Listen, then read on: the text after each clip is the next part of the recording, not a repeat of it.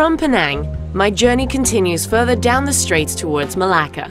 But there's one last stop off on the west coast of Peninsula Malaysia, Pangkor Island.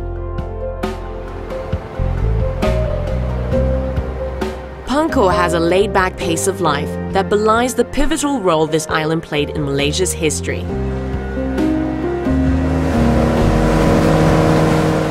The Pangkor Treaty of 1874 marked the beginning of British political influence in the Malay states that would last for 80 years. While the colonialists are long gone, today I'm exploring Pangkor with David Wilkinson, an Englishman whose family has been part of the local community here for 4 generations. This is where most of the population live on the east coast, and this is mainly made up of 2 or 3 small fishing villages. I mean, there's been a strong population here for over 100 years. So I think, but parts of this island on this side where the villages are pretty much unchanged in their way of life. A lot of the time they're only building with just basic tools. It's amazing. They're just using their eye, and you know that they've been doing it so long. That's amazing. Much of the coastal life here revolves around Pangkor's most famous export, anchovies, or ikan bilis. These are my favorite. They're so tasty. I want to put some chili on them. What about those there in the back? Those are the sort of premium quality. These are the smaller fish. You can see they've dried out a lot more, and they're the more expensive. These are, I think they sell them about 40 ringgit a kilo.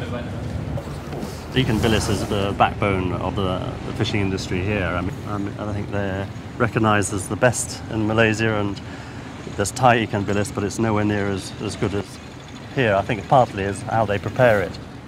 The fish are caught, and immediately they'll fire up the boilers, and the fish go straight in there. Once they've cooked, then they're put out onto these trays and then laid up on the top. Yeah, so from here they'll take them up to the top of the jetty there, and they spread them out on the nets, and there they'll spend the day drying.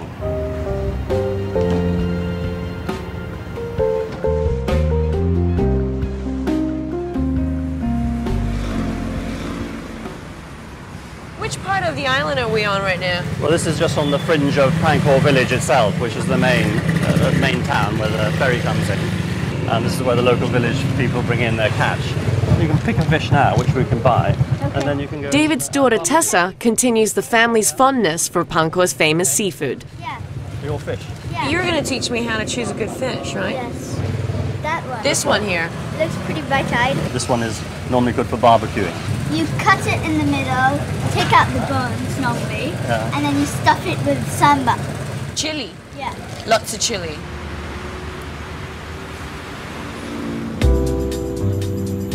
Tucked away behind Pangkor's Forest Reserve, David's wife Rebecca adds the details to their homestay retreat, Tiger Rock. The flora and fauna of Malaysia is my inspiration. I mean, David and I started a design company.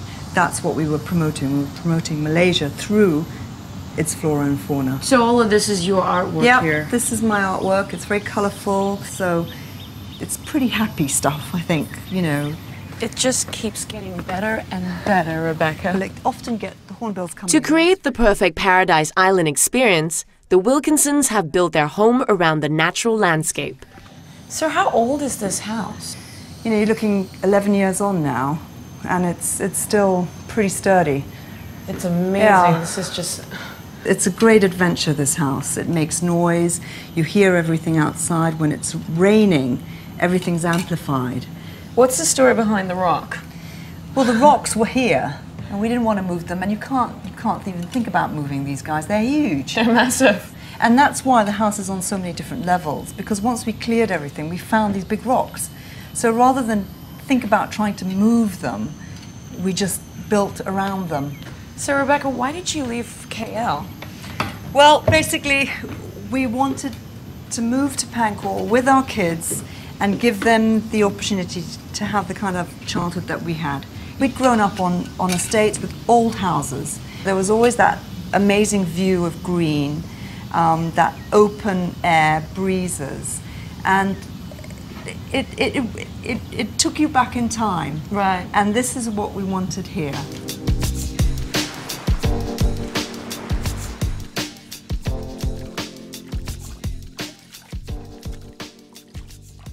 My grandfather arrived here probably 1920, 21, and he worked on an estate about 5 miles away.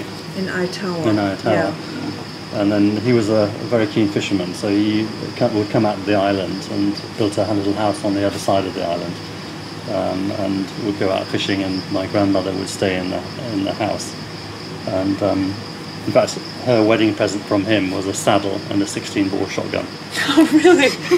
So sometimes she was locked in the house at night, and pirates would come and knock on the door, and she'd be there with a shotgun waiting in case Really? they come in, because my Pirates? father would be away. That's amazing. And what do you like about Pangkor Island? I like it because I was born here. You were born here. Yes. This is the 4th generation to be on Pangkor in my family. It's a very special island because it's the people are here. They've got a long history. They're not trying to be anything different. They're not sort of trying to make it a tourist destination. Yeah. They're just living their lives, and that is what's so nice about Pangkor. Wonderful. The coming days will give me the chance to reconnect with my own roots in Malacca, my final destination.